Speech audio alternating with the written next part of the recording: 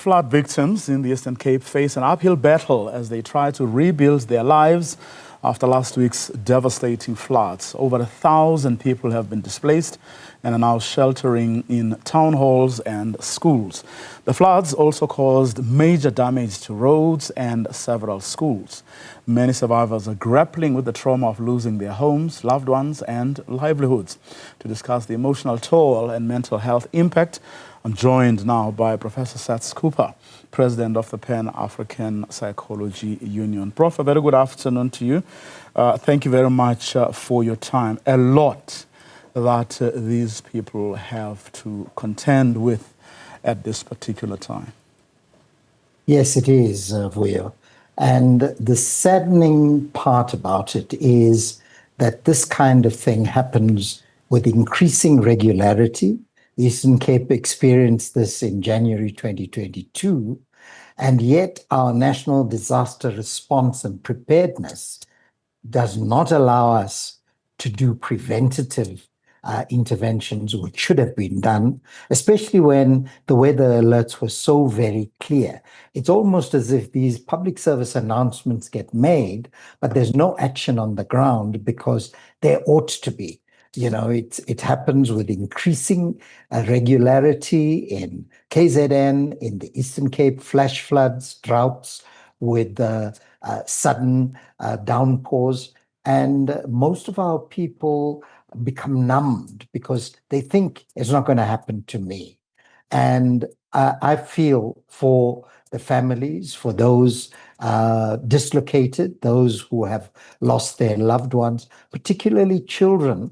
There's a huge toll with children, and we should be watching for extended grief reaction, because this is something that is going to shock many people, their sorrow, grief, but there's also feelings of guilt and other emotions like that. So the people affected directly and the emergency service first responders need help.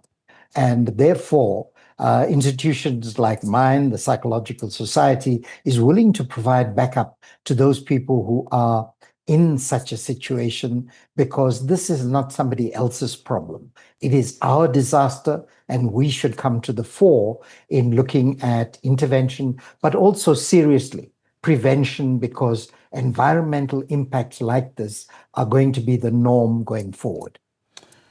Fortunately, I mean, you are as much of a psychologist as you are a political animal yourself. And I was thinking about this because throughout the week we've been speaking, our reporters on the ground have been speaking to the victims who have been complaining, and a lot of them bitterly, about not getting the things that were promised or things that they believe they deserve from the government, especially. And one wonders what that does, because on the other hand, you have the government patting itself at the back saying, we're doing a wonderful job, thank you. Doesn't that make those people begin or to start to doubt themselves as to whether indeed they are not only are they really victims, or but beyond that, whether in fact they are not nagging or making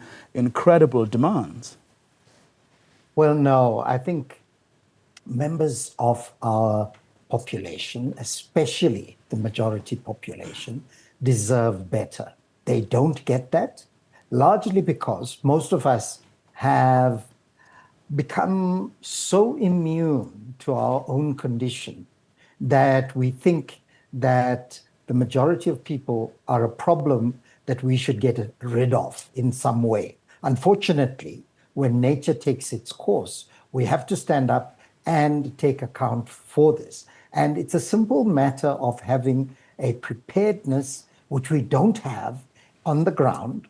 We don't take these things seriously, and we don't treat our people with the dignity and look at them as human beings. And that's part of the problem we have in our society, that demeaning approach to ourselves and to the others who are in the majority, who are excluded from decision making, and they become useful at particular times every 2 or so years when elections are about to happen and everybody jumps around. Isn't it noticeable that political figures pitch to disasters and large numbers of people getting killed?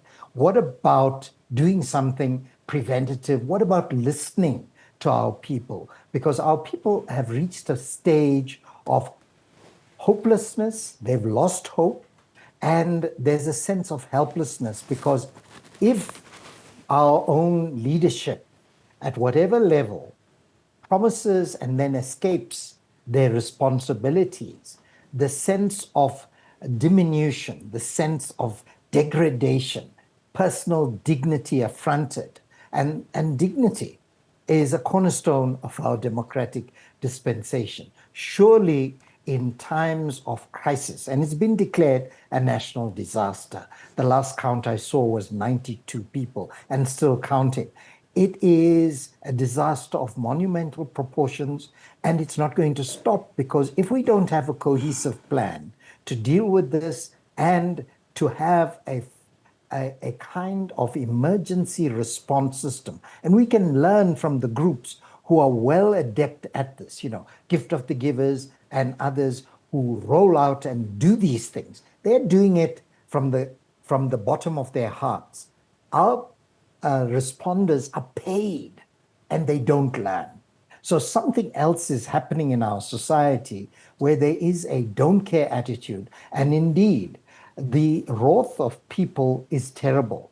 When the majority feels excluded in the way that most of our people feel, when they react, it's a terrible power of the powerless. And I know I'm speaking in the 31st anniversary of our democracy, but we see these signs, and heaven help us when our children are in this kind of danger and we still don't care. I don't know what else can happen to make people who are responsible, who are paid to do this, change their attitude to themselves and to the rest of the citizens on whose behalf they are there. Speaking of children, Prof, and I'm taking it also back to where you started when you spoke about an extended grief reaction that may still be awaiting us. I had a story this morning of a teacher who was saying often they would, children at school would just break down. And the tragedy is that even they, as teachers, are actually not equipped to deal with such situation, which then, in turn, traumatizes them even further. Oh, yes. Look, it affects you in the newsroom. It affects the reporter who's out there, the journalist, the camera people, the people taking the sound. We don't debrief them. I recall that in the 80s, we used to do engagements, workshops for people in serious trauma and warfare situations.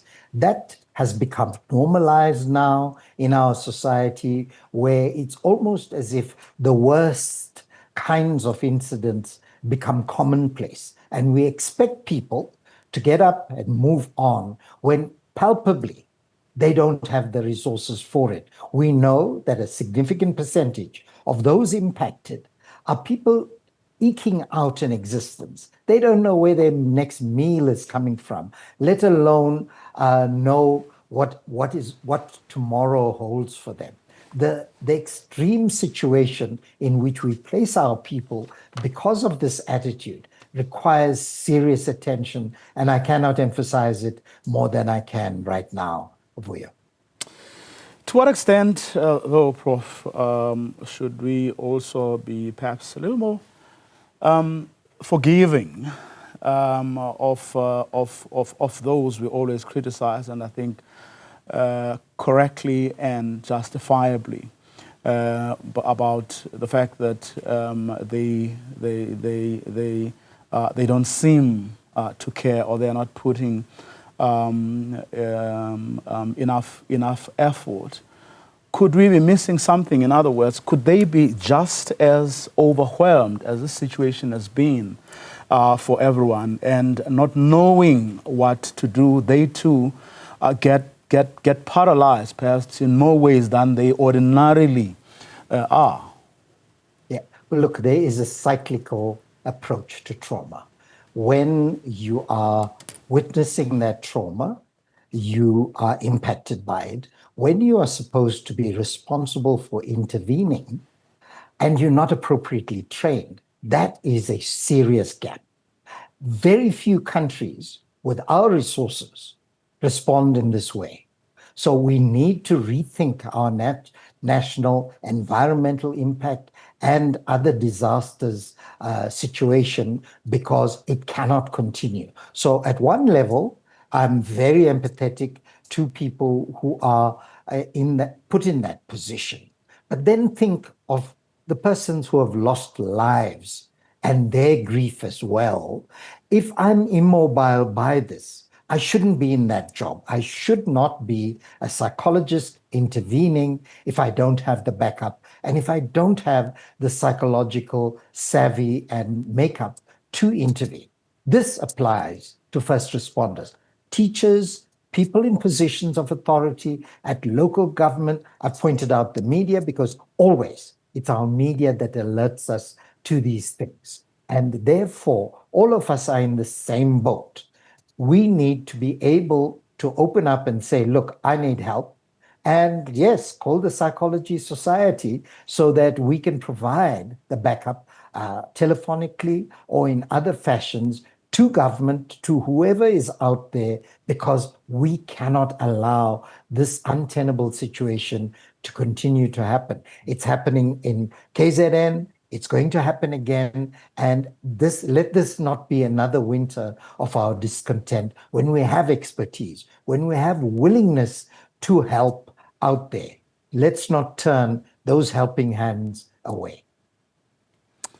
Professor Saths Cooper, thank you very much for your time and insights. President of the Pan-African Psychology Union, they too are extending a hand, saying, use us.